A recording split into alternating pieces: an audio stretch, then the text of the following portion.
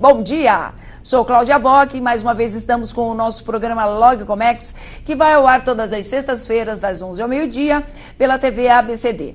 Hoje, aqui nos nossos estúdios, estamos recebendo o senhor César Finotti, que é o diretor executivo da STTAS do Brasil.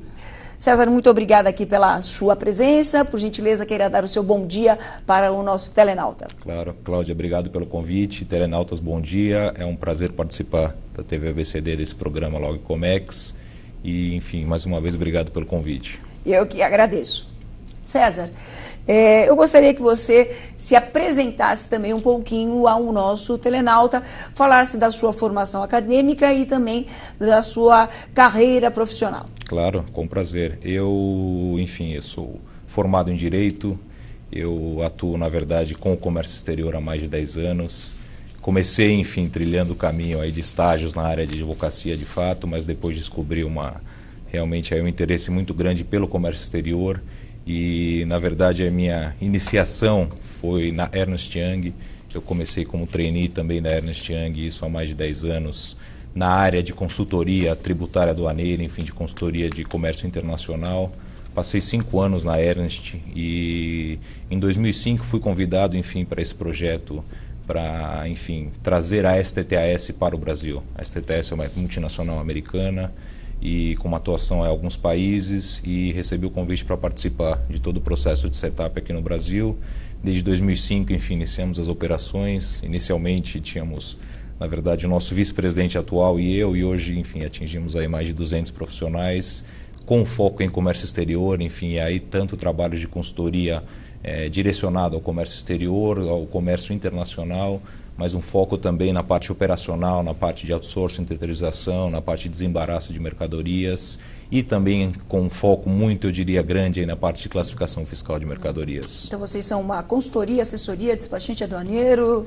Na verdade, o propósito inicial no Brasil não era tanto a parte, eu diria, que de desembaraço. Nós viemos aqui realmente para o Brasil com o propósito de prover consultoria tributária aduaneira, quer dizer, porque no Brasil toda a parte de comércio exterior ela também tem um vínculo muito forte com a parte tributária, e a partir daí os serviços de classificação fiscal de mercadorias, pelo menos como é conhecido no Brasil, porque tem um link aí muito grande com a parte de tributação interna também.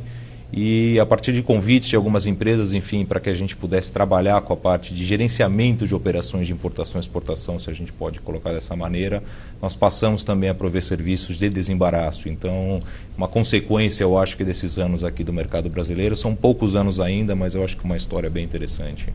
A empresa está no Brasil há quanto tempo? Desde 2005, desde novembro de 2005. Certo. Você poderia me dizer alguns dos clientes que vocês têm lá, tal, né? Porque é sempre um cartãozinho de visita, César. A gente fala um ou outro cliente, né? Sem dúvida, sem dúvida. Bom, hoje nós temos entre os clientes a General Motors, temos Honda, temos Renault, Nissan, temos General Electric, diversas unidades da GE no país. Temos algumas outras empresas ainda do setor automotivo, realmente é um foco que nós começamos aqui no Brasil muito grande, depois passamos a diversificar as atividades, então também atendemos, na parte de consultoria, Walmart, algumas outras empresas internacionais, eu diria que temos um rol aí de empresas bem interessantes. Muito bem.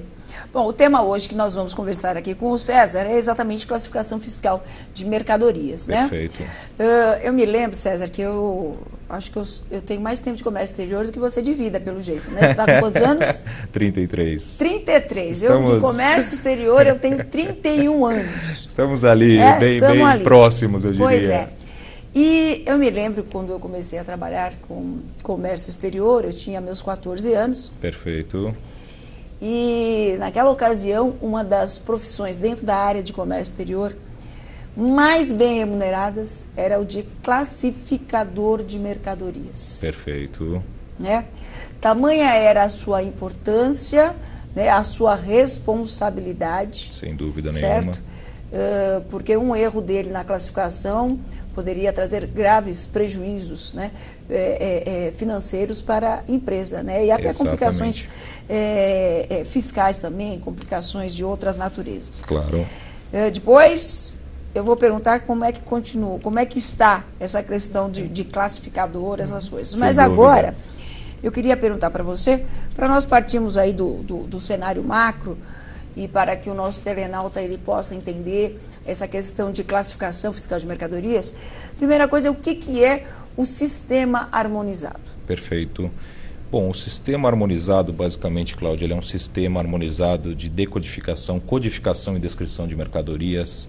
Ele foi criado pelos países que hoje são membros da OMC, enfim, e isso teve início uma discussão para se criar um sistema harmonizado de codificação de mercadorias para facilitar, enfim, para, eu diria, parametrizar e para que sejam e que tivessem algumas regulamentações e regras, principalmente no comércio internacional, inclusive para fins estatísticos, para fins, inclusive, da parte de impostos de importação entre os países. Essas discussões elas começaram na década de 70, mas o sistema harmonizado, de fato, ele passou a ser, eu diria, uma regra a partir de 83.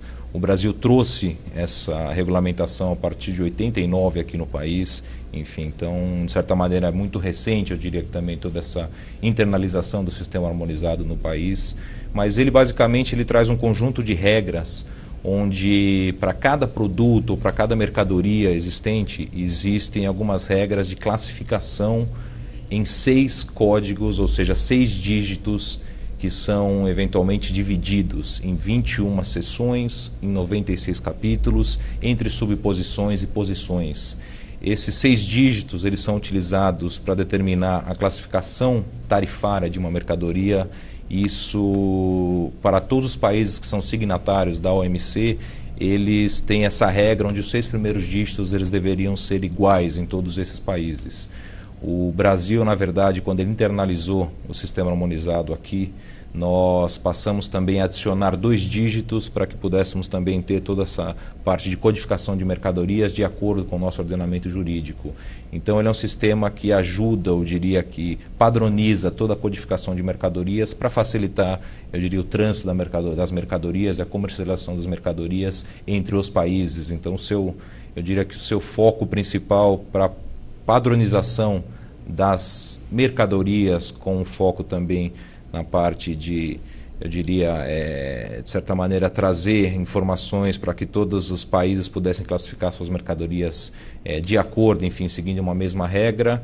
E existe essa teoria, né, que a gente chama de teoria, que em todos os países os 6 primeiros dígitos deveriam ser os mesmos, mas a prática às vezes nos demonstra que existem algumas diferenças de interpretações do sistema harmonizado.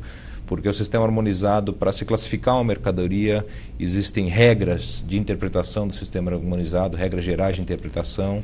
Além disso, você ainda tem as regras gerais complementares e as notas explicativas do sistema harmonizado. Então, é uma coisa muito fácil de se entender. É, né? Super simples, eu diria que... Eu inclusive, recomendo, né, algumas leituras da própria editora Aduaneiras, claro, né, que tem um manual de classificação, tem a classificação de mercadorias. E o mais interessante que é a TEC, tarifa externa comum, né, onde além de você achar todos esses dígitos, você vai achar também todas as alíquotas e IPI, mas a gente vai entrar nesse assunto daqui a pouquinho. Perfeito. Né?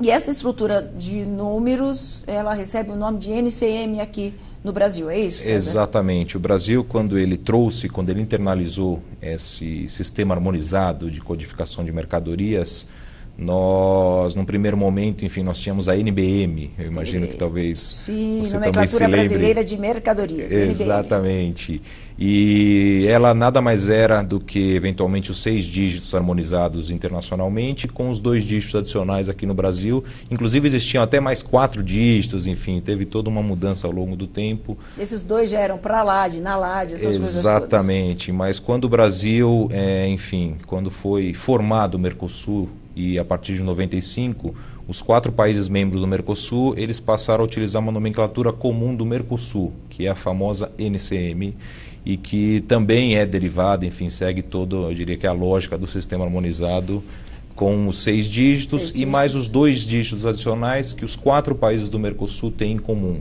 Isso como uma das regras e uma das imposições do Mercosul. O Brasil, então, a partir de 95, passou a utilizar a NCM. Então, a NCM, elas são 6 dígitos com mais 2 dígitos adicionais.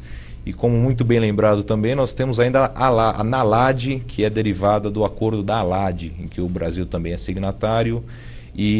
Mas ela, na verdade, além dos 6 dígitos do sistema harmonizado, ela tem outros 2 dígitos que eles diferem, na maioria das vezes, da NCM. A lógica é praticamente a mesma, mas existe aí também 2 dígitos adicionais para efeitos da ALAD, que elas têm uma diferença com relação a esses 2 dígitos, com relação à NCM brasileira.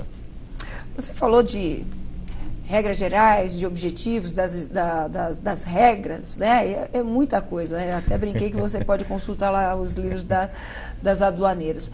Mas que tipo de instrução eu vou encontrar nessas regras, Perfeito. de modo geral? Bom, as regras gerais de interpretação, que seriam, eu diria, as principais regras para classificar uma mercadoria, elas são divididas em 6 regras. Então, elas partem do princípio da classificação das mercadorias a partir da sua aplicação, funcionalidade, material constitutivo, enfim. Existem muitas discussões aí também com relação a, por exemplo, você tem um item que, na verdade, você comercializa ou importa esse item como um kit, com algumas peças, algumas partes, mas que fundamentalmente, quer dizer, aquele kit, ele representa o item final, enfim. Então, essas regras elas ajudam a determinar toda a lógica para classificar-se uma mercadoria. Eu tenho até aqui uma pergunta, Sérgio, que eu já quero fazer para você. Aqui eu tenho um internauta, o José, Perfeito. Que ele está perguntando o seguinte: estou trazendo um kit de ferramentas. Perfeito. Esse kit de ferramentas vem numa caixinha, bonitinha, então você tem lá a chave de boca, você tem a chave de fenda, você tem um grifo, você tem várias coisas, mas todos estão em formato de kit dentro de uma caixa. De uma caixa não, é até uma pasta, tá bonitinho, né? Um estojo bonito. Quer saber como é que ele vai classificar isso? Como um kit, a caixa ele vai separar das ferramentas, como é que ele faz essa classificação? Perfeito. Basicamente ele deve seguir a regra, se eu não me engano, a regra 2 ou a 3, que traz aí a determinação de classificação de kits. No Brasil existe inclusive uma discussão muito grande, algumas jurisprudências para a classificação, inclusive soluções de consulta de kit, mas basicamente ele vai pela essencialidade dos equipamentos. Enfim, os equipamentos dentro desse kit que tem uma essencialidade, ou seja, tem uma maior importância dentro desse kit, ele deve seguir essa ordem para classificar esse kit. Mas existem algumas também outras interpretações, enfim, algumas discussões adicionais nesse sentido e, enfim, teria o prazer aí depois de assessorá-lo nesse sentido, caso ele precise de mais esclarecimentos. Nós também poderíamos dizer assim que, de modo geral, se eu estou trazendo um kit e dentro desse kit eu tenho ali classificações, obviamente, diferenciadas e alíquotas de imposto de importação e de IPI também diferenciadas, eu poderia estar classificando esse meu kit pela maior alíquota existente dentro desse kit? Exatamente. No Brasil também existe uma interpretação eu diria, das regulamentações, da legislação, não só de imposto de importação, enfim, dos outros impostos, com relação à alíquota maior do item, eventualmente, que você está trazendo dentro desse kit. Então, isso segue também muito a questão de essencialidade. E existem essas discussões, quer dizer, também esse seria, eu diria, um dos princípios aí para se classificar um kit aqui no Brasil, principalmente assim, além da sua essencialidade, da tributação, ou seja, porque a NCM, né, ela na verdade, além de trazer a regulamentação para classificar-se um item, no Brasil, quer dizer, assim como em outros países do mundo, a classificação fiscal, a classificação tarifária, ela é utilizada para determinar as alíquotas dos impostos, principalmente quando se fala de importação e exportação. Então, através da NCM no Brasil, você determina quais serão os impostos devidos quando da importação de um produto no país, quer seja o imposto de importação, o IPI, que é o Imposto sobre Produtos Industrializados, o ICMS, inclusive o PIS e COFINS.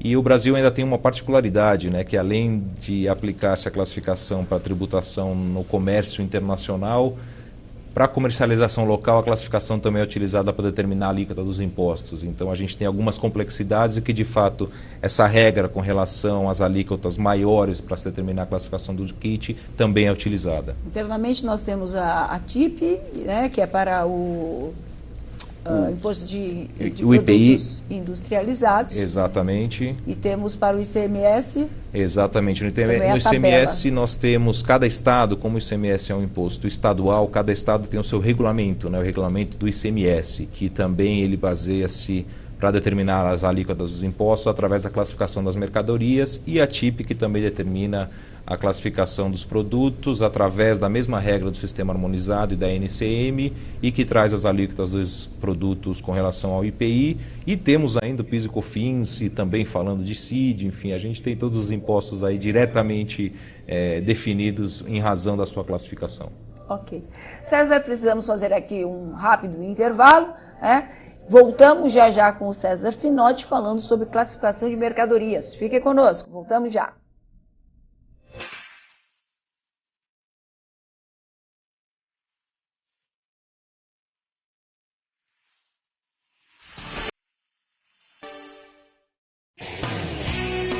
Frequência Instrumentos Musicais. Tudo o que você precisa em som e iluminação profissional e instrumentos musicais você encontra na Frequência.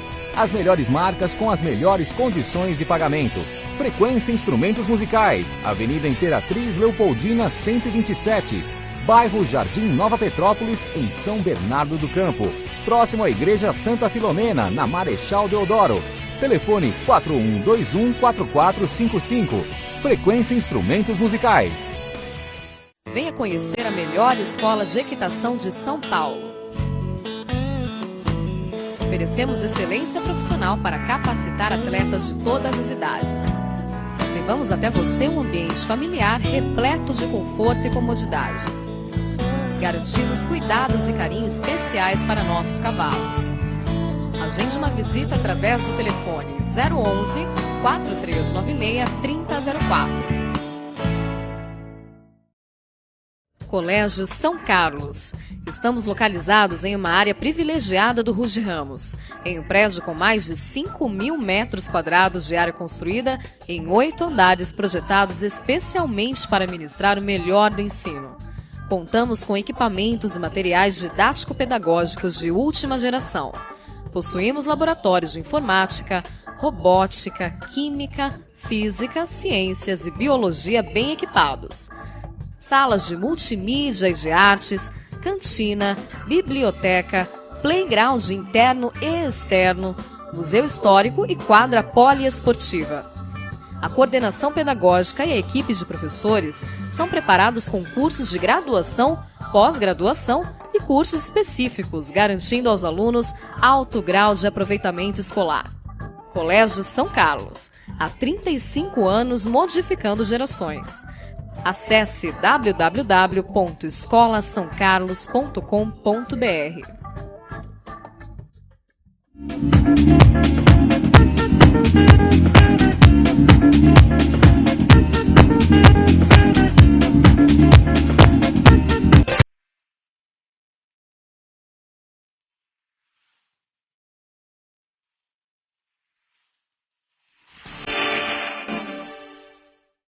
Estamos de volta com o nosso programa Logcomex, hoje entrevistando o senhor César Finotti, da empresa STTAS do Brasil, e nós estamos falando sobre classificação de mercadorias. No último bloco, nós falávamos a respeito de tarifas, né, de impostos, e falamos aí sobre IPI, como é que funciona isso, que nós temos inclusive o ICMS regional. Bom, enfim, uma vez me perguntaram assim, mas é só para isso que serve? Só para o imposto? Não é? Aí eu pensei um pouquinho, eu falei, olha, eu acredito que serve mais do que isso, né? Se nós formos considerar aí o volume de idiomas que nós temos no mundo. Perfeito. Idiomas, dialetos, culturas, né? De todas essas diferenças aí ao redor do globo. Às vezes você pede alho e recebe bugalho. Literalmente. Né? Então, eu acredito também que uma das questões relevantes na hora de se chegar à ideia de ter um sistema harmonizado aí também, olha, vamos fazer com que todos usem a mesma linguagem. Se não Exatamente. Dá, né, pelas palavras, vamos fazer de forma numérica, porque dessa maneira não vai ter erro, é isso também? Exatamente, eu acho que você tocou o ponto certo, Cláudia, enfim, a questão cultural e, como você disse, a questão das diferentes línguas, idiomas, enfim, E os números são números, né? Muito embora, enfim, existam aí diferentes alfabetos, enfim, diferentes linguagens, os números eles são praticamente universais. Então, a codificação de mercadorias realmente através de números, de uma ordem de números, ela trouxe essa facilidade aí no entendimento entre os diferentes países e pensando sempre no comércio internacional de mercadorias, enfim. E eu acho que você tocou exatamente no ponto certo. Ok. Nós temos também uma série de acordos bilaterais, multilaterais. Como é que funciona? Qual é o impacto do NCM nessas relações, nessas transações bilaterais e multilaterais? Primeiro, eu queria que você explicasse um pouquinho o que é essa relação, claro, né, bilateral e multilateral para o nosso telenauta, para que claro, ele se posicione no contexto. Perfeito. Bom, existem diversos acordos, quer sejam preferenciais ou acordos de livre comércio, ou acordos de complementação econômica, que são os acordos mais comuns que o Brasil é signatário, que eles servem para estipular ou determinar, eventualmente, entendimento entre dois países ou mais países, quando da comercialização de mercadorias, quando da importação e exportação de mercadorias, com preferências tarifárias, ou seja, podemos citar, por exemplo, o acordo que o Brasil tem com o México, ou o próprio Mercosul, ou o próprio acordo que o Brasil tem de maneira unilateral com a Argentina ou com o Uruguai. Esses acordos, na verdade, eles trazem algumas regras de origem que precisam ser observadas para determinar a origem de um produto, e os produtos que eventualmente eles têm essa origem comprovada através dessas regras, dentro dos acordos eles gozam de preferências tarifárias, ou seja, o imposto de importação, quando se traz um produto da Argentina para o Brasil, por exemplo, dentro do acordo do ACE 14, que é um acordo específico do regime automotivo, mas que esses produtos eles se qualificam dentro das regras de origem. Quando da importação desses produtos no Brasil, eles gozam de uma preferência tarifária. O Brasil, ele tem acordos de complementação econômica, ou seja, são acordos que não são acordos de livre comércio, mas esses acordos, todos eles têm as suas regras de origem, enfim, especificadas, e os produtos, na verdade, que gozam desses benefícios e precisam cumprir com essas regras de origem, eles são determinados através da NCM ou da classificação de mercadorias. Então, nós temos diversos exemplos de acordos que o Brasil é signatário, entre outros acordos de outros países, que apenas algumas classificações, algumas NCMs ou alguns códigos do sistema harmonizado têm benefício de preferência, ou com relação a um imposto de importação, uma isenção, ou até uma redução com relação a algum percentual desse imposto de importação. Então, todos esses acordos eles também trazem como base a classificação das mercadorias. Ok. No início do programa, eu fiz a brincadeira, né, do classificador lá da minha época. Claro. Né, que era o cara que ganhava muito dinheiro, mas também era o primeiro a ser mandado embora se fizesse um erro, né, se cometesse um erro. Então eu queria que você comentasse, hoje ainda existe a função do classificador? Porque nós temos lá o Siscomex, que traz de certa forma tudo mastigado, né, pra gente, mas nós vivemos uma época onde tecnologicamente nós estamos evoluindo muito rápido. Exato. A criação de novos produtos também é intensa. Perfeito. Né? E como classificar, né, produtos já existentes e os novos produtos que estão sendo colocados no mercado? Perfeito, Cláudia. Bom, de fato, hoje a figura do classificador, ela talvez não goze publicamente de tanto prestígio como antigamente, mas é um profissional essencial para as empresas que, de fato, não só operam no comércio internacional, com importação e exportação, mas também a comercialização no mercado interno, porque, como nós falamos também rapidamente, a classificação, os códigos do sistema harmonizado, a NCM, ela é base para os impostos aqui no país. E isso significa que, às vezes, uma classificação errada, além de poder causar um prejuízo para a empresa no que diz respeito aos impostos que são devidos quando da importação, exportação ou mesmo da comercialização no mercado interno, essa classificação equivocada ela também gera uma penalidade para a empresa. Nossa legislação ela é muito eu diria, intensa nesse sentido. Rigorosa, né? Vamos usar o termo mais apropriado aí, que é rigorosa. Ou seja, não é simplesmente você recolher a diferença que você deixou de pagar por ter classificado de maneira incorreta. Exatamente. Né? Além de fazer a diferença, de pagar a diferença, você ainda vai ser penalizado com uma multa, exato, né? Bem pesadinha, que é para você ficar atento à classificação futura, né? Assim? Exatamente. Então, esse classificador, esse profissional, ele é realmente de extrema importância.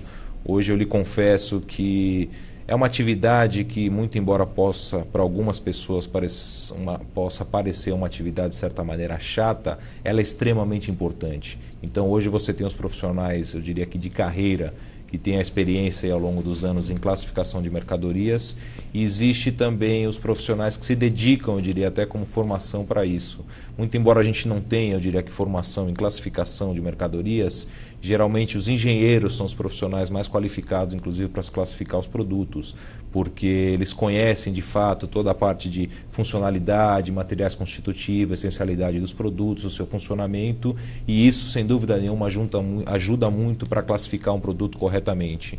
E existe esse ponto realmente da legislação brasileira, né, que pensando, por exemplo, na importação de mercadorias, uma classificação errada, você pode eventualmente ter a necessidade de recolher a diferença dos impostos. Existe, é claro, também eventualmente a possibilidade de tomar crédito de impostos que você possa ter pago a maior em razão de uma classificação errada, mas fugir dessas penalidades, dessas multas é muito difícil, salvo através de denúncias espontâneas e alguns mecanismos que nós temos aqui internamente, mas sem dúvida nenhuma é uma das atividades hoje, eu diria, essenciais para qualquer empresa que queira se manter compliance, ou seja, que seja uma empresa interessada em realmente seguir as melhores práticas, em atender a legislação e não existir qualquer risco ou exposição no que diz respeito à parte de classificação de mercadorias.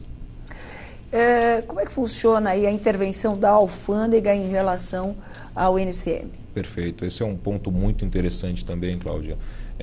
Hoje a Receita Federal do Brasil, que é quem tem a responsabilidade, inclusive, por toda a parte de importação e exportação, por toda a parte tributária aqui no Brasil, quando da importação de uma mercadoria no Brasil, no decorrer do seu desembaraço, enfim, os profissionais da Receita Federal, eles têm a prerrogativa eventualmente de questionar, avaliar, analisar e revisar a classificação das mercadorias que eventualmente tenham sido assinaladas pelo importador.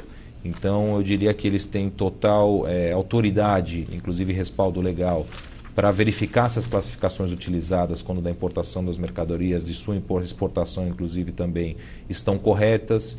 E existe ainda a possibilidade que esses profissionais, quer dizer, da Receita Federal, ainda solicitem laudos técnicos para determinar de fato a classificação dos produtos. É exatamente o que eu ia perguntar agora para você, né? Porque claro, eu já tive experiências, né, onde nós importávamos máquinas principalmente vindo da Alemanha. Perfeito. E geralmente o fiscal ele discordava da classificação. Claro. Né?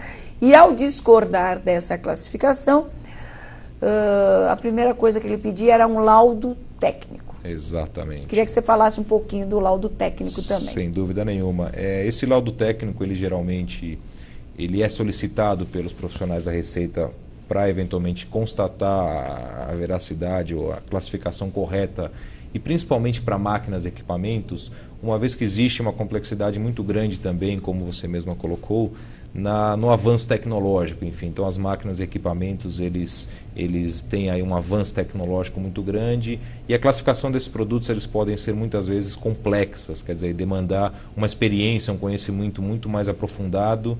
E para isso, né, como classificar um produto, realmente a gente costuma falar que é uma arte, existem profissionais que são dedicados para isso.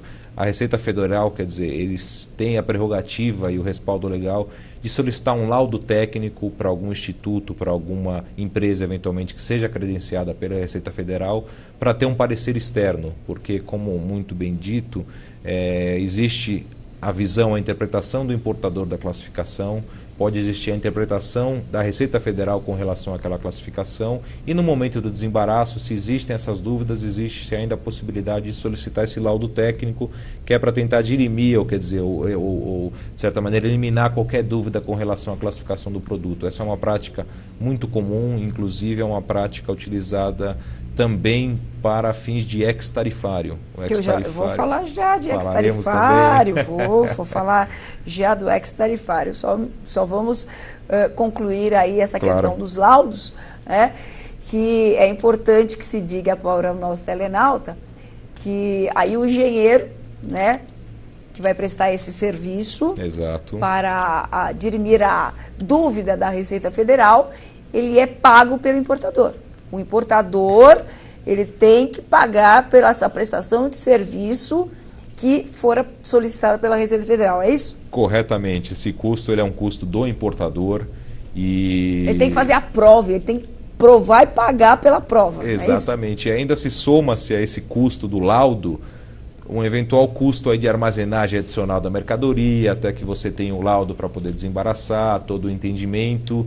E por isso que existem algumas alternativas, inclusive é um ponto também interessante, de entrar com um pedido de solução de consulta perante a Receita Federal no Brasil. Esse é um mecanismo que ele não é tão utilizado, eu diria, pela maioria das empresas, que é um processo na verdade é um pedido de solução de consulta perante a Receita Federal do Brasil, que é para a Receita Federal do Brasil se posicione formalmente com relação à classificação fiscal dos produtos, ou seja, eventuais produtos que o importador ou uma empresa aqui no país ele tem alguma dúvida com relação à classificação que deveria ser assinalada para esse produto, ele pode entrar com esse pedido de solução de consulta para a Receita Federal do Brasil. A Receita Federal do Brasil ela faz uma análise do produto e depois publica isso através do Diário Oficial, qual é o posicionamento da Receita formal e oficial com relação à classificação desse produto. Esse é um mecanismo que ele ainda não é tão utilizado pelas empresas porque a sua publicação, quer dizer, a decisão da Receita Federal do Brasil, ela traz a obrigatoriedade do importador ou da empresa em utilizar-se daquela classificação. Então, ainda existe certas dúvidas ou existe uma certa resistência por parte de algumas empresas em entrar com esse pedido de solução de consulta perante a Receita. Certo. No caso, a minha empresa, ela resolve lançar um novo produto no mercado, sem similar. Perfeito. Certo? E eu não tenho uma classificação. Perfeito. Vou exportar, porque o NCM também é utilizado tanto na importação quanto na exportação. Correto. Vou exportar, preciso dessa nomenclatura, certo? Já fui lá na TEC, já procurei, revirei, olhei todos os capítulos, não consigo de maneira alguma enquadrar o meu produto. Perfeito. O que eu faço? A quem eu recorro? Bom, esse é um processo, eu diria que um problema, se é que a gente pode achar ou falar assim, comum. As empresas, de fato, elas têm essa possibilidade, eventualmente, de entrar. Primeiro, pensando na classificação especificamente, existe essa possibilidade, como nós mencionamos há pouco, de uma solução de consulta. Agora, para os produtos, eventualmente, falando, eu acho que talvez um pouco no inverso, né? Os produtos, eventualmente, que sejam importados no Brasil e que não existam qualquer similar, você ainda pode utilizar-se aí do ex-tarifário, né? A gente comentou há pouco, ainda não é o momento do ex-tarifário. Eu estou guardando para o nosso último bloco o ex-tarifário. A cereja do bolo. Vai ser a cereja do bolo. Perfeito. Mas existe realmente existe essa necessidade das empresas, e eu acho que o avanço tecnológico, como nós falamos, então você tem essa prerrogativa, as empresas têm essa prerrogativa de entrar com pedido de solução de consulta perante a Receita Federal para que a Receita se posicione formalmente com relação à classificação do produto. Eu posso mandar também uma solicitação, acho que é para, se não me engano, para a Secretaria de Comércio Exterior também, para a Camex, alguma coisa assim, para que eles também busquem esse enquadramento, não? Na verdade, não. Na verdade, a legislação brasileira, porque eu diria que a regulamentação, ou quem vamos dizer, que dita as normas aí com relação à classificação no Brasil, de fato é a Receita Federal do Brasil. Então, as empresas que tenham interesse em realmente se certificar de que a classificação do seu produto está correta, elas devem entrar com esse pedido de solução de consulta. Nós temos no Brasil, como o Brasil é dividido em 10 regiões fiscais, existem algumas situações em que a empresa importe por uma região fiscal e eventualmente tem alguma outra empresa que importe por uma outra região fiscal e ambas entraram com pedido de solução de consulta, por exemplo. E as regiões fiscais elas podem eventualmente ter um entendimento diferente. Então você ainda conta com outro, eu diria, mecanismo, que é a solução de divergência, onde quando se existem entendimentos diferentes pelas regiões fiscais do Brasil, é possível ainda entrar com pedido de solução de divergência para que a Receita Federal ela consolide ou unifique o entendimento com relação à classificação das mercadorias. Se eu tiver alguma dúvida na hora de classificar a minha mercadoria, perfeito. Né? Então eu não estou segura se está no enquadramento, se está no outro, e eu não tenho muito tempo para procurar dirimir essa minha dúvida. Claro. Qual é o meu comportamento? Como eu devo, né, estabelecer, não, eu vou usar esse NCM. Perfeito. Bom, antes de mais nada, eu acho que é essencial, né, deixar claro que o último mecanismo, a última, talvez, linha de raciocínio para classificar um produto seja a análise da tributação. Eu acho que esse é um conceito que, infelizmente, algumas empresas ainda adotam, mas é completamente equivocado. Quer dizer, eu acho que a classificação ela tem as suas regras, as suas regulamentações. Os impostos, que eles são diretamente atrelados à classificação, eles são, na verdade, uma consequência. Então, infelizmente, nós temos ainda algumas empresas, eu poderia dizer, que preferem, eu diria, que seguir esse caminho de se pautar nos impostos com alíquotas menores para classificar um produto, mas esse é um conceito equivocado. Quer dizer, então, de fato, existem todas as regras, as normas, a regulamentação para se classificar um produto, e eu diria que a melhor alternativa seja procurar profissionais qualificados e que tenham experiência com relação à classificação de produtos.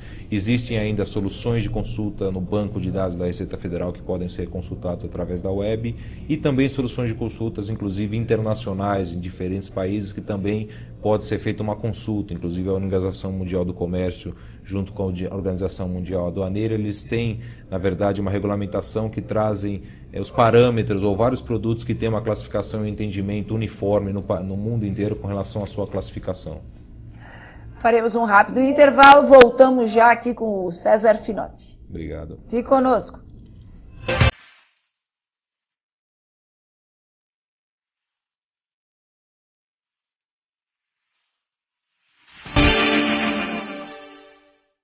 A mágica nos faz sonhar, e através deste sonho, amamos a cada brilho no olhar.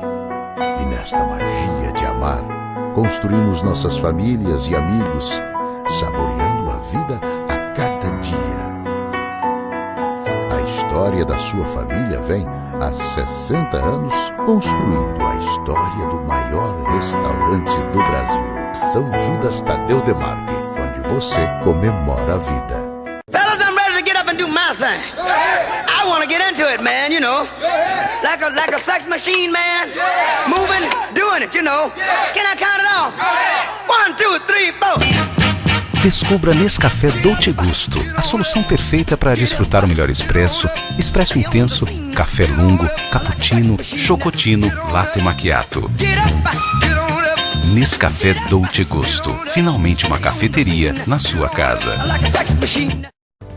Tecnologia, criatividade, inovação, qualidade, segurança, confiabilidade, logística, satisfação, responsabilidade, lucratividade.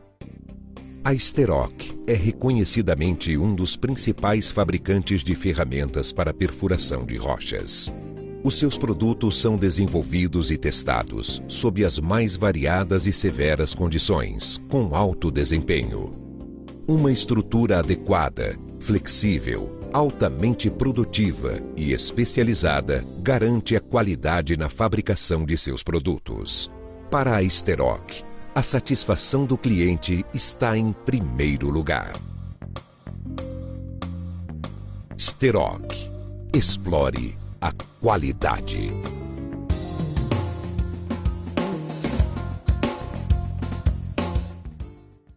Venha conhecer a melhor escola de equitação de São Paulo.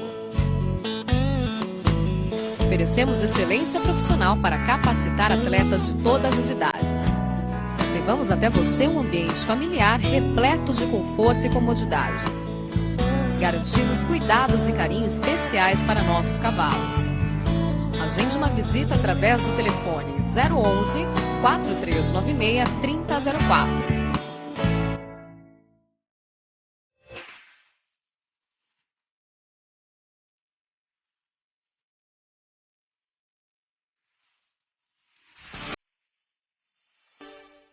Estamos de volta com o nosso programa Log Comex, hoje com o senhor César Finotti. Estamos falando sobre classificação de mercadorias e nós já tentamos falar 2 vezes aqui de ex-tarifário, né? Eu falei, segura que nós já vamos falar no nosso último bloco, chegou a hora de falarmos do ex-tarifário.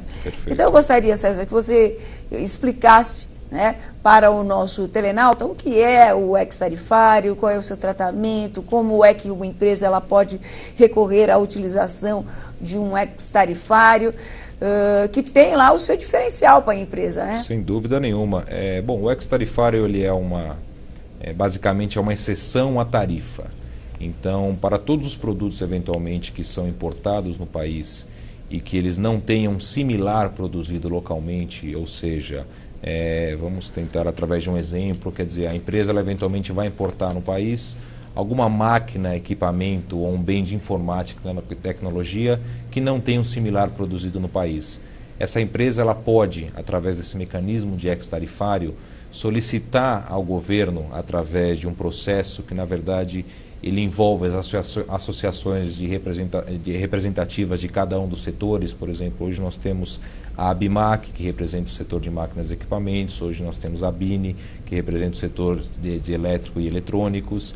Enfim, o trâmite, na verdade, ele funciona basicamente, a empresa precisa entrar com um pedido de solicitação de um atestado de não similar nacional perante a entidade representativa do setor. A empresa ainda precisa fazer a prova de que não existe o similar nacional? Na verdade, hoje, e desde, se eu não me engano, 2010 ou 2009, o Brasil, ele, na verdade, trouxe uma nova alternativa, se é que a gente pode chamar assim. A empresa, eventualmente, ela não precisa entrar com um pedido de atestado de similar nacional na entidade de classe. Ela pode, eventualmente, apresentar o pedido de ex-tarifário diretamente para o governo.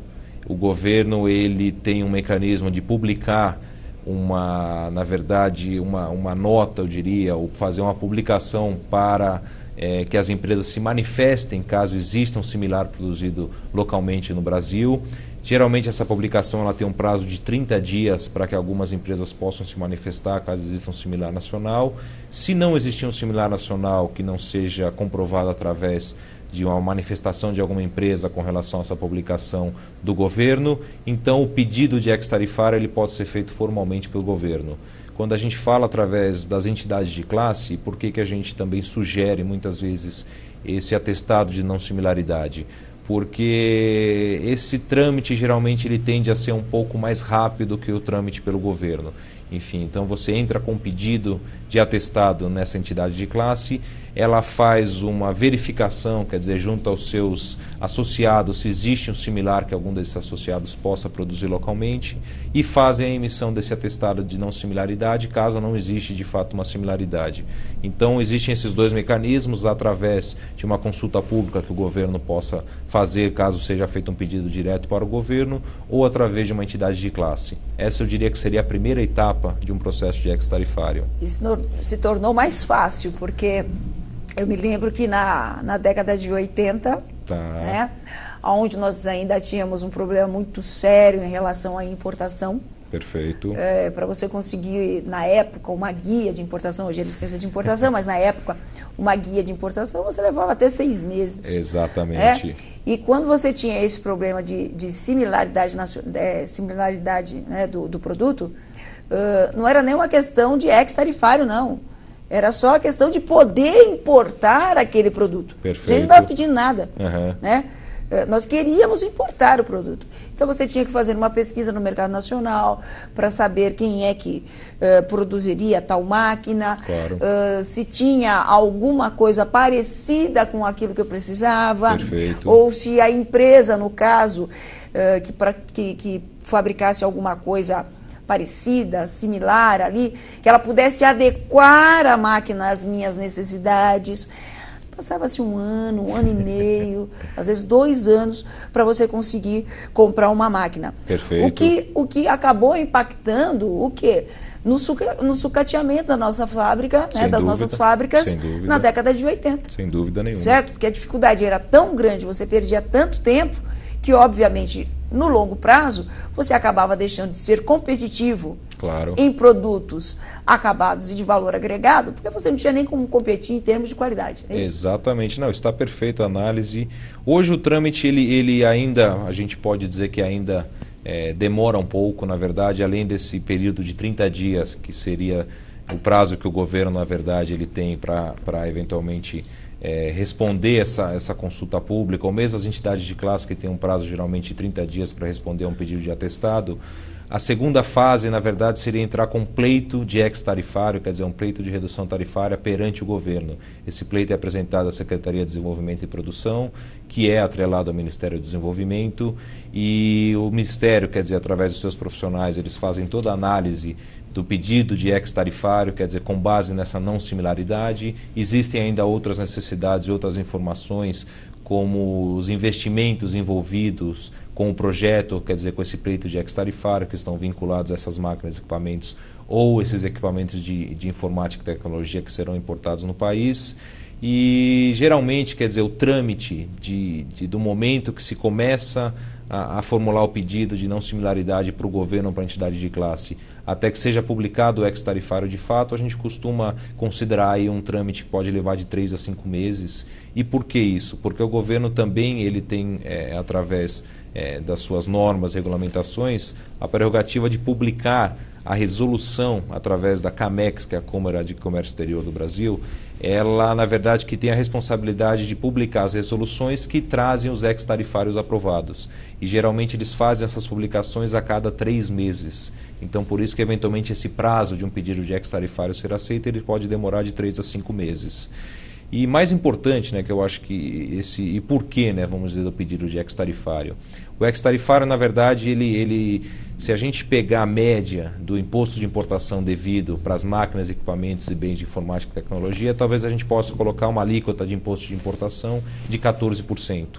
E quando existe esse ex-tarifário aprovado pelo governo, que nada mais é do que uma exceção à tarifa externa comum, então o governo ele publica o ex-tarifário através de uma codificação na tarifa externa comum, que ela começa com um EX. Se for um ex-tarifário para imposto de importação, geralmente são 3 números, tem um ex-tarifário inclusive para IPI, que são 2 números, e isso logo abaixo ou logo a seguir da classificação de uma mercadoria.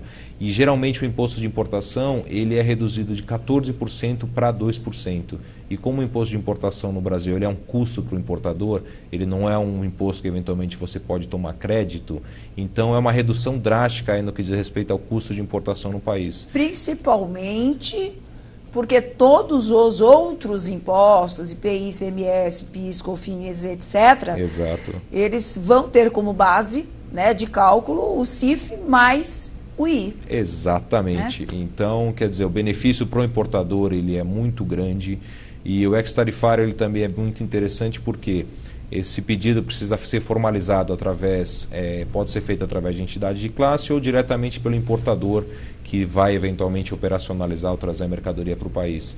Mas uma vez publicado, ele é de uso público, quer dizer, fica até um pouco redundante, mas o ex-tarifário que é publicado e concedido pelo governo, qualquer empresa eventualmente que importe o equipamento que seja exatamente aquele equipamento que consta da descrição do ex-tarifário, essa empresa também pode se beneficiar pela redução do imposto de importação.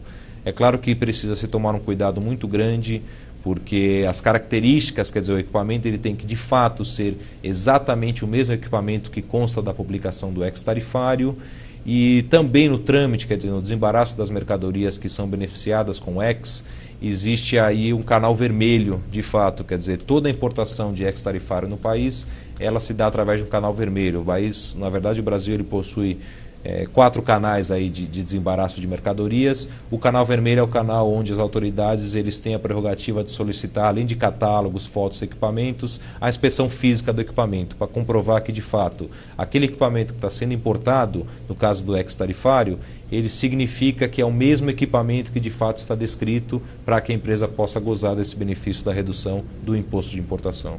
Ok.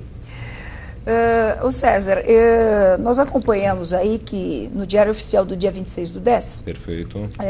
Foi lançada uma instrução normativa, a 1202, e que vai entrar em vigor agora, né, janeiro, e que fala sobre a nova versão do sistema harmonizado. Perfeito. Queria que você comentasse um pouquinho, eu acho que você já deve estar se inteirando a respeito do assunto, porque é agora, já vigente, né, praticamente. Exatamente. Então a gente já tem que estar um pouquinho mais por dentro dessa nova versão do sistema. Comente um pouco, por favor. Claro, esse é um ponto, inclusive, extremamente importante, Cláudia. O que acontece é que a cada 5 anos o sistema harmonizado ele é revisado. Isso muito em razão dos avanços tecnológicos, quer dizer, se adequar o sistema harmonizado, a tarifa externa comum e a tarifa dos outros países aos avanços tecnológicos. A última mudança que tivemos foi em 2007 e essa mudança, na verdade, ela é uma mudança em que podem ser excluídos códigos existentes, códigos que existentes podem também ser, eventualmente, ter outras aberturas, muito em razão da questão do avanço tecnológico e, como eu mencionei, isso acontece a cada 5 anos. Agora em 2012, quer dizer, a partir de 1º de janeiro de 2012, nós teremos de fato um novo sistema harmonizado e como ela é a base da nossa nomenclatura comum do Mercosul, significa que todas as NCMs elas teriam ou seriam adequadas ou readequadas a esse novo sistema harmonizado. Eu me recordo bem que em 2007, quando nós tivemos a alteração do novo sistema harmonizado, que tinha sido publicado em 2002, em 1º de janeiro de 2007 nós tínhamos o novo sistema harmonizado.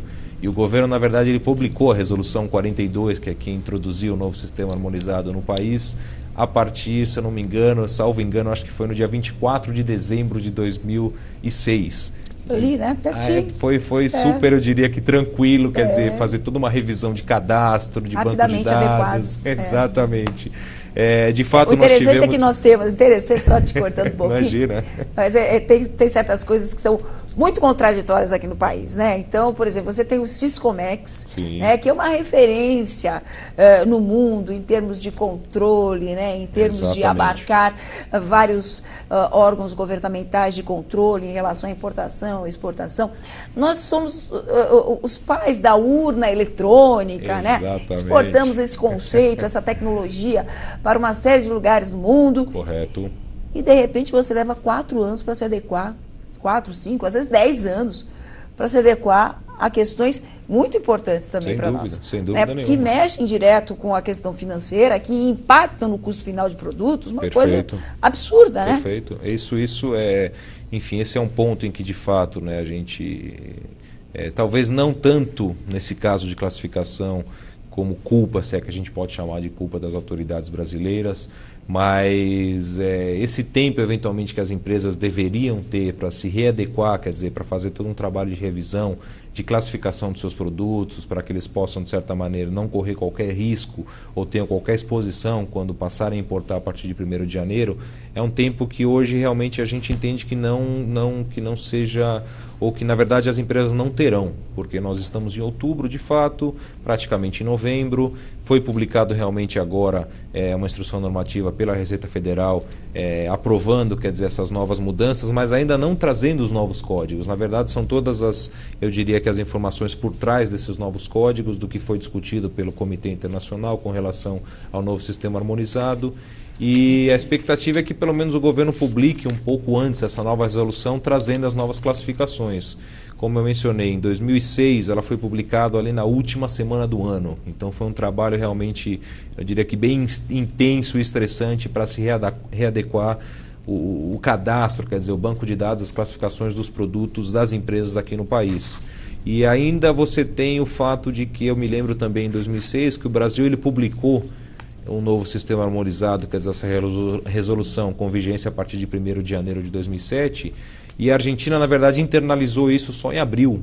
Então você teve também um descompasso aí no que diz respeito à parte de certificação de origem, enfim, com divergências entre classificações, enfim, isso trouxe, eu diria que um grande impacto aí para a economia, para as empresas. A gente espera que esse ano isso talvez possa fluir de uma maneira mais, eu diria, com mais tranquilidade para as empresas, que elas possam se readequar.